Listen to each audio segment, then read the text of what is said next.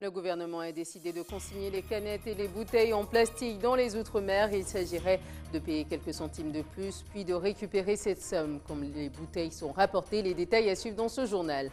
Avec une augmentation du nombre de demandeurs d'emploi sur le territoire, l'entrepreneuriat apparaît comme une porte de sortie envisageable. Le réseau Entreprendre Guyane apporte son soutien à ceux qui souhaitent se lancer dans cette voie. Nous y reviendrons. Et puis l'art et la santé se conjuguent sur la scène des Tréteaux du Maroni. Le CHOG a accueilli une scénette de théâtre pour égayer le quotidien de ses patients. Prescription du médecin à consommer sans modération. Madame, Monsieur, bonsoir. Bienvenue dans ce journal que vous pouvez également suivre en direct sur Facebook. Commençons par cette nouvelle. Ariane Florival a été élue présidente du Conseil économique, social, environnemental, de la culture, de l'éducation de Guyane. Ariane Florival que vous verrez au centre de l'image.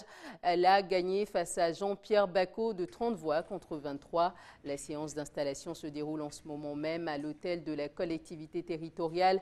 Plus de détails dans notre édition de demain. Et puis cette mesure gouvernementale de prise dans le cadre de l'économie circulaire. Désormais, dans les Outre-mer, les canettes et les bouteilles en plastique seront consignées. Il s'agirait de payer quelques centimes de plus. Les précisions dans ce reportage de Gaël Wassim. Vous ne verrez plus vos déchets de la même manière. Annoncé lundi dans sa feuille de route sur l'économie circulaire, le gouvernement prévoit une consignation des déchets plastiques proposée à l'ensemble des territoires d'outre-mer. Une façon d'améliorer le flux de déchets sur nos territoires. Il faut que chacun, à son niveau, fasse les bons gestes. Le tri en Guyane, effectivement, est mis en place depuis quelques années. Il est encore... on va dire en phase de démarrage. Augmenter la performance du tri permet une meilleure valorisation et un meilleur recyclage des produits triés. Sous forme d'expérimentation dans les Outre-mer et matérialisée par une légère hausse des prix à l'achat des bouteilles d'eau et de canettes, cette décision restera à l'initiative des collectivités locales. La collectivité territoriale de Guyane sera l'entité, l'institution qui choisira ou non de passer à la consigne. La feuille de route sur l'économie circulaire prévoit que le financement de cette mesure ne soit pas assuré au travers d'une hausse des prix, mais au travers d'une contribution augmentée des éco-organismes dans les filières considérées. Certains pourraient sourire de cette opération car la Guyane se met à peine au tri sélectif, bien après la France hexagonale et d'autres territoires ultramarins. On n'est pas des mauvais élèves, on est juste... je dirais submergés par le quotidien, par des choses qui sont encore plus importantes et encore plus prégnantes pour la population. Les déchets, c'était quelque chose d'important pour le développement durable, mais c'était peut-être pas la priorité jusqu'à présent des institutions. Et là, c'est peut-être l'occasion, justement, encore une fois, cette feuille de route, elle est valable pour l'ensemble des départements français. La France n'est pas non plus un excellent élève en matière de tri. On n'est pas mauvais par rapport aux pays européens, mais on peut encore faire mieux. L'idée de cette feuille de route, c'est de faire beaucoup mieux, avec encore une fois des objectifs assez ambitieux. Faire mieux partout, y compris en Outre-mer. Si la date d'application de cette nouvelle consigne n'est pas encore arrêtée, elle devrait s'appliquer dans nos territoires dans les mois à venir. Dans le volet social, Pôle emploi et la direction du travail ont diffusé hier les chiffres du chômage pour le premier trimestre 2018. L'évolution du nombre de demandeurs d'emploi en catégorie A se situe à 3%, plus 3% en Guyane. Les détails au micro de Jonathan Lariot. Nous confirmons la baisse qui avait été entamée fin 2017. Après une remontée des chiffres que nous avions constatés lors de la crise du printemps dernier et à sa suite immédiate. Alors oui, cette baisse, elle est très inégale. Elle est constatée notamment sur les jeunes. Par contre, nous avons un chômage qui s'accroît chez les seniors, les demandeurs d'emploi de longue durée et les femmes. Nous avons aujourd'hui en dotation à consommer 2170 contrats. Cette dotation est supérieure aux contrats consommés l'année dernière en 2017, même avec la rallonge que nous avions faite par redéploiement de crédit.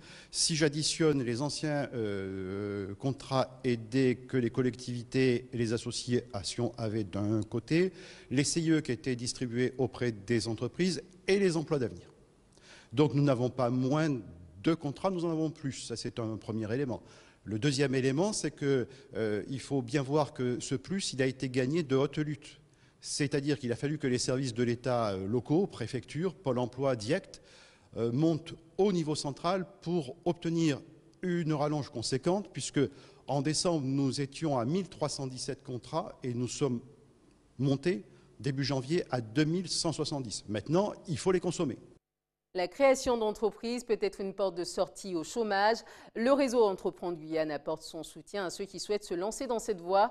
Quels secteurs sont les plus porteurs et quels sont les principaux obstacles de ce défi professionnel? Sophie Mazet nous apporte des éléments de réponse au micro de Chrysler Phillips. Il faut savoir qu'en Guyane, il y a une grande vitalité entrepreneuriale. Il y a beaucoup d'entreprises qui se créent. Et on le perçoit également chez les jeunes. Ça, c'est très important à dire. C'est un signal fort. C'est que voilà, il y a de la volonté d'entreprendre en Guyane et que au jour le jour, Réseau Entreprendre le voit et l'accompagne. Le parcours pour entreprendre est un parcours qui n'est pas si complexe si on s'y prend de manière méthodique. Mais je dirais que le principal frein, certainement, c'est de pouvoir, c'est ce qu'on dit, boucler le plan de financement d'une entreprise, c'est-à-dire la somme dont on a besoin pour commencer son activité. Et donc, on va dire que le principal frein, peut-être pour les futurs chefs d'entreprise et futurs créateurs d'activités, c'est le concours bancaire, les prêts bancaires. On crée plus parce que la métropole a connu quand même une chute dans la création d'entreprises, dans son pourcentage de création d'entreprise. Et donc on peut dire justement, puisque il faut savoir que le département est quand même porté par un taux de croissance positif depuis quelques temps. Entrepreneuriat toujours, la commune de Macoria a organisé une soirée dédiée aux entreprises. Le but est de permettre aux chefs d'entreprise de se connaître, de se rencontrer et ainsi d'échanger sur leur travail, sur leur entreprise. Reportage de Jonathan Larieux. Ils étaient une trentaine hier à la salle des fêtes de Macoria. Chefs d'entreprise et associations à participer à la première soirée des entreprises de la ville. Ici, il est question de se mettre en relation entre structures pour ensemble développer l'offre commerciale de la ville. Ça peut être l'occasion de pouvoir rencontrer toutes ces personnes et d'échanger sur les différentes problématiques et puis surtout d'inciter peut-être des jeunes qui ont des idées et qui ont envie de créer une entreprise et qui n'osent pas et de se lancer justement dans la partie création d'entreprise. Voilà. Les chefs d'entreprise sont très souvent un peu esselés, chacun dans son coin. C'est un peu l'objectif de briser ça. Tout à fait. Donc l'objectif c'est d'être en réseau. C'est de communiquer, d'échanger et justement pour que quand ils se mettent dans la création d'entreprise, qu'ils puissent toujours être en contact avec d'autres chefs d'entreprise pour ne pas être isolés, tout à fait, et pouvoir développer leur entreprise sereinement et surtout échanger des bons tuyaux pour pouvoir avancer correctement. Un défi qui accompagne le développement de la ville de Macoria qui est aujourd'hui en pleine expansion.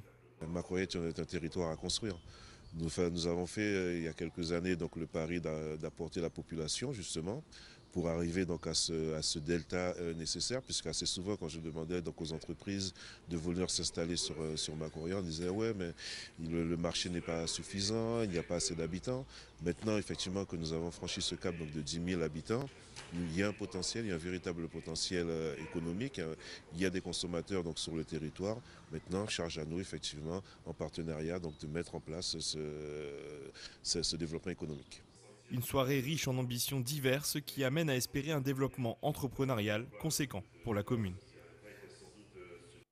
Et puis dans le secteur du BTP, les entrepreneurs veulent leur part du gâteau. L'heure est au rassemblement pour faciliter l'accès de ces entreprises locales aux grands chantiers de l'Ariane 6 et de la Montagne d'Or. Les syndicats étaient réunis ce matin à la Chambre de commerce. Franck Owenze, président de la Fédération des professions du BTP, était au micro de Pierre Tréfou. L'objectif, c'est de rendre notre parole audible. C'est de se réunir, une plateforme unique sur les enjeux à venir. Suite aux mouvements sociaux et des accords de Guyane, le BTP a un tournant important, puisqu'il y a de gros chantiers qui arrivent. Et il est important pour la branche de s'organiser afin de porter au mieux les projets, notamment sur l'allotissement, notamment sur les délais de paiement, sur la formation professionnelle. Sur les niveaux de prix. Donc il y a beaucoup de sujets importants et donc pour nous, ça fait un moment que l'on discute on doit se préparer au mieux afin qu'on ne se fasse pas envahir, je dirais, et qu'on loupe vraiment le coche à l'arrivée des gros chantiers qui on l'espère, arriveront rapidement. La grande inquiétude aujourd'hui, donc c'est aussi pour ça la plateforme est importante, c'est que nous n'avons pas de calendrier précis. Aujourd'hui, nous n'avons pas de date. On sait que des chantiers vont arriver, les architectes sont au boulot, les bureaux d'études. Nous, on attend. On ne va pas juste attendre comme ça, je crois qu'il faut se préparer. Il faut se préparer, ça sera peut-être du jamais vu, je n'en sais rien aujourd'hui. Donc on doit, en termes de formation, on doit trouver des solutions, on doit surtout faire des propositions aussi. Ça va être notre rôle aussi de faire des propositions pour que tout se passe au mieux. L'INSEE a publié l'indice des prix à la consommation des ménages pour le mois de mars 2018. Il observe une hausse des prix de 0,2%, le mois dernier de 0,8% sur un an. Dans le détail, les prix des produits frais baissent de 0,8%, les billets d'avion augmentent d'1,1%. Quant aux produits pétroliers, ils baissent d'1,8%. Le tabac connaît une augmentation importante de 6,7%. Nous vous en parlions en début de semaine, la Guyane est gangrénée par le phénomène des mules, ces hommes et ces femmes qui transportent de la drogue pour quelques milliers d'euros. Selon les autorités, il serait 4000 chaque année. Les douaniers sont débordés par l'ampleur de ce fléau. Au reportage de Jean-Marc Dabreux et de Michelet François. Regardez. C'est un contrôle de routine pour les douaniers de l'aéroport Cayenne-Félix-Éboué. Elle est très lourde, votre valise. Vous avez rien de particulier? Cette femme, soupçonnée de trafic de stupéfiants, voit son bagage inspecté de fond en comble. Qu'est-ce que c'est ça? Vous savez ce que c'est, madame? Ok, ça va dans la valise. Quelques minutes plus tard, le verdict tombe. Oui, madame, c'est de la cocaïne. Son voyage s'arrêtera ici. 18h45, vous êtes en retenue douanière maintenant, hein? D'accord? Vous m'entendez? C'est le flair de ce labrador qui a mis les fonctionnaires sur la piste. 4 kilos de cocaïne dissimulés dans le double fond d'une valise en partance pour Paris. Valeur marchande, près de 160 000 euros. Au même moment, cet homme est interpellé. On vient de retrouver 4 kilos de poudre blanche dans son bagage et les douaniers ne sont pas au bout de leur surprise. Les collègues ont pratiqué un test sur les urines du monsieur pour s'assurer qu'il n'avait pas aussi ingéré de la cocaïne. Ce test est positif. Une radiographie réalisée à l'hôpital le confirmera. L'individu a ingéré 50 boulettes de cocaïne.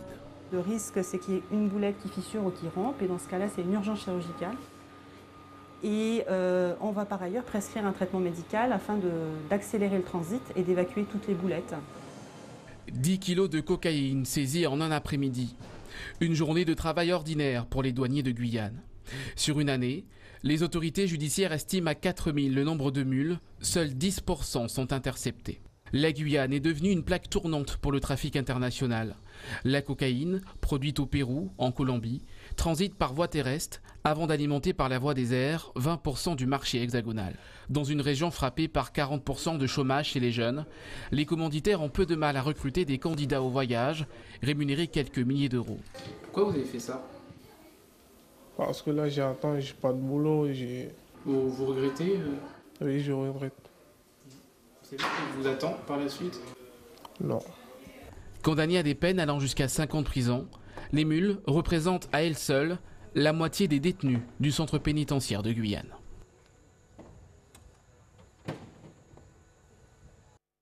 Restez avec nous dans quelques minutes. La lecture vecteur de culture grâce à des livres offerts en cadeau à des enfants du quartier Montlucas. Et puis Black Panther, Iron Man, Spider-Man, tous les Avengers au complet dans le dernier opus des studios Marvel. Mais avant cela, un détour en Martinique. Les Amazones et l'association du même nom accompagnent les femmes atteintes du cancer. Leur action a été plus que saluée en octobre dernier lors de la campagne de lutte contre la maladie. Eh bien aujourd'hui, les Amazones vont plus loin et viennent d'ouvrir un espace de soins et d'écoute gratuit adapté à ces femmes malades et à leurs familles. Un havre de paix que nous fait découvrir Johan Boulard. Derrière cette porte, un atelier support de soins oncologiques au féminin. Nadine est atteinte d'un cancer du sein et doit se faire opérer lundi. Quelle ne fut pas sa joie alors de découvrir le nid. J'ai trouvé ça super et donc Karine m'a proposé de venir à un atelier de je ne sais toujours pas prononcer, Gestalt. Pouvoir discuter avec des personnes qui ont déjà vécu ce dans quoi moi j'arrive, c'est un super moment parce que j'ai le ressenti et le vécu de tout un chacun qui me permet moi d'avancer et ça me permet de savoir ce que je veux et ce que je ne veux pas pour l'avenir. Ce matin, elles sont 4 à participer à ce moment de partage. Parcours différents, mais une ambition commune. Vivre et rester femme, même face à la maladie. Avant, je ne me maquillais pas. Déjà, je ne me maquillais pas. Elles m'ont trouvé que garder la tête nue, c'était joli. Alors, je m'attachais, je me cachais et tout. Et elles m'ont dit, mais non, mais pourquoi tu te caches? Je la laisse comme ça. Me maquiller, apprendre à se maquiller. Effectivement, il y a des inconvénients au niveau de la chimiothérapie. Comment y remédier? Le vernis à ongles, quels produits passer sur soi, tout ça. Le nid, un studio transformé en cocon où elles peuvent s'abandonner. C'est-à-dire qu'on a maintenu l'idée du lien proposé par Amazon, on a maintenu le lieu où on se sent en sécurité, où une émotion peut être vécue sans se sentir en danger, sans non plus être rejeté ou être jugé, ou en tout cas se sentir jugé. Donc c'est un endroit très sécure et c'était ça l'objectif aussi, de se trouver à un endroit où on est comme dans un cocon, qu'on soit seul dans une pièce ou qu'on soit entouré. Une idée qui répond à une demande à laquelle il a fallu trouver une solution rapidement. Il y a de la documentation, il y a un espace bibliothèque effectivement qui permet de s'informer tout simplement, ou des livres de développement personnel qui permettent de se sentir mieux. Donc c'est ouvert à tout le monde. À noter que la structure ne s'adresse pas qu'aux femmes atteintes de cancer du sein et fonctionne pour le moment uniquement sur rendez-vous. Retour en Guyane pour sensibiliser les travailleurs des métiers de l'environnement sur les risques professionnels. 2 représentants de la Confédération française démocratique du travail, CFDT, font une tournée ultramarine. Stéphane Boutorine, représentant CFDT à l'échelle nationale, explique leur démarche au micro de Pierre Tréfou. Au niveau de la CFDT, nous avons décidé de prendre en compte les agents qui travaillent dans les DOM. Alors nous avons au local des réseaux CFDT, mais au niveau du ministère, on avait une certaine méconnaissance de ce qui se passe réellement dans les DOM. Donc au niveau de la CFDT, on a engagé une tournée sur Mayotte, sur la Réunion, sur la Martinique, sur la Guadeloupe et enfin sur la Guyane, pour venir consulter les agents, se rendre compte avec eux des difficultés. Ce rapport, il va être remis très rapidement puisqu'il est quasiment terminé pour les 4 autres territoires que nous avons fait, puisque nous on les a fait l'année dernière. Il nous restait à finir aujourd'hui le Cayenne et la Guyane. Donc dès que nous allons rentrer, la semaine prochaine, voire la semaine suivante, nous allons demander audience et nous aurons un rendez-vous avec notre ministre pour lui en parler.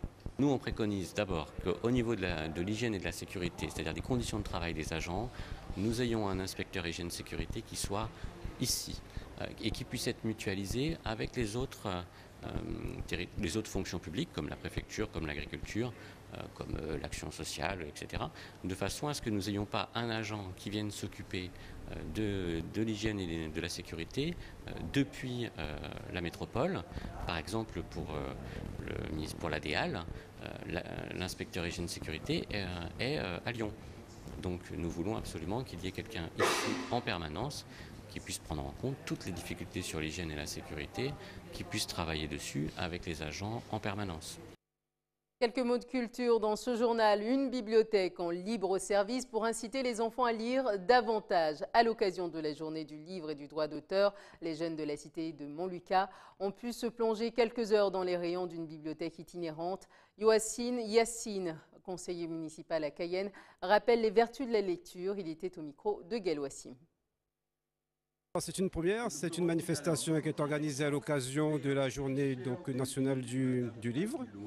Et ici particulièrement à Cayenne, nous avons donc organisé ce village qui est dédié essentiellement aux enfants, aux jeunes, adolescents, et qui est consacré à la découverte de la lecture sous toutes ses formes et d'autres activités qui en découlent.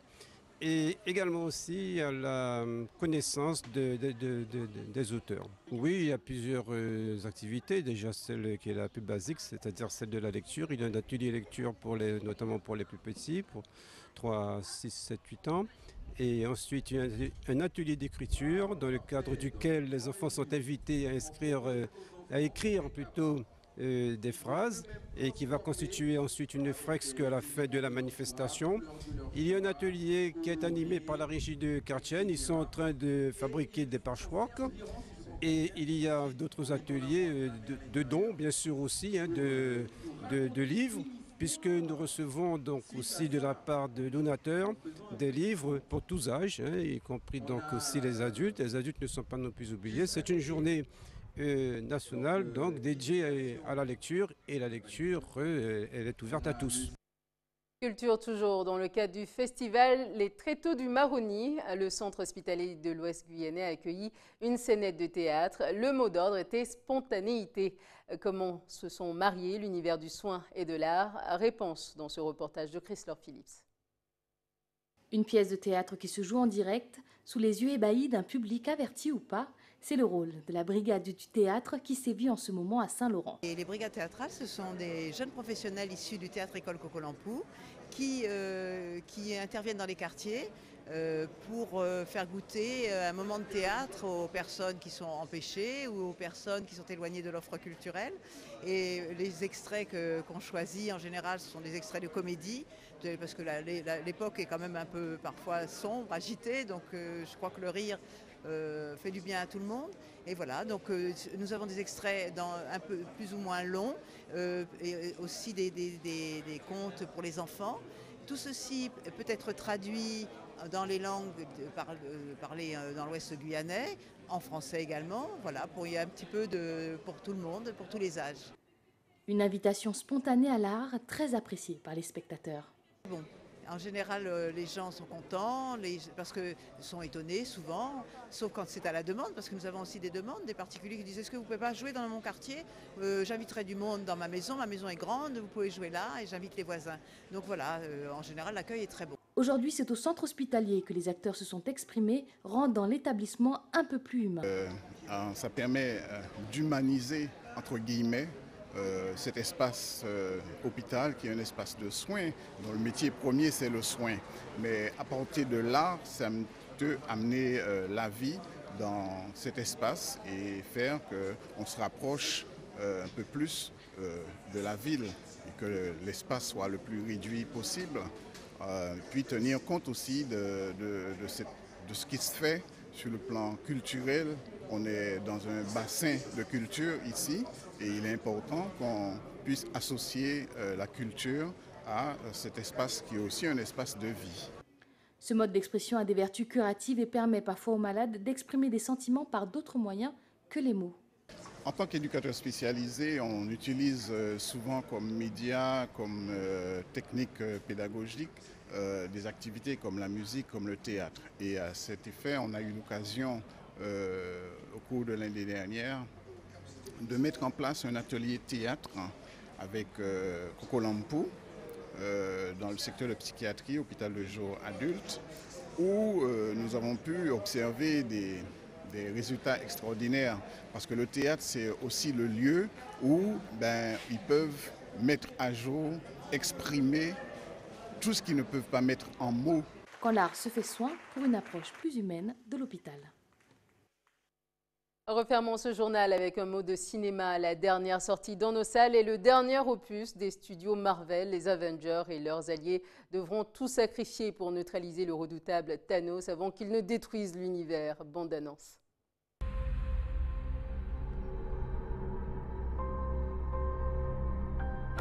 Depuis que je le connais, il n'a jamais eu qu'un seul but. Exterminer la moitié de l'univers. S'il s'empare de toutes les pierres d'infinité, il pourra le faire d'un simple claquement de doigts. Comme ça. Rappelez-moi comment il s'appelle. Thanos.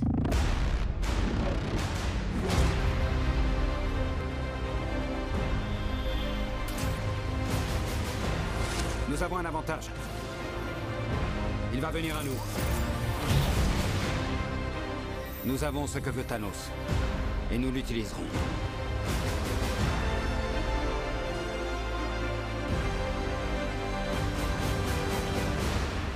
Bon, parlons un peu de votre plan. Je le trouve excellent, à ceci près qu'il est nul. Alors laissez-moi faire le plan, et comme ça, il sera beaucoup mieux. Wow.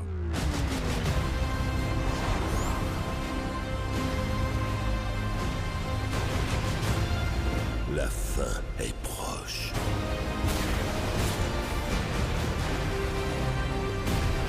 Quand j'en aurai terminé, la moitié de l'humanité aura la vie sauve.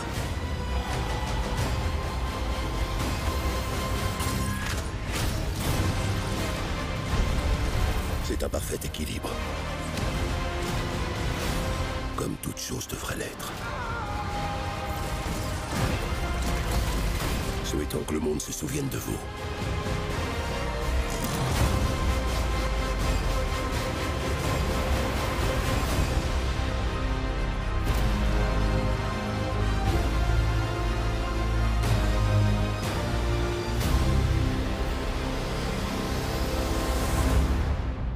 Au fait, je m'appelle Peter. Docteur Strange. Oh, on sert de nos pseudonymes. Dans ce cas, je suis Spider-Man.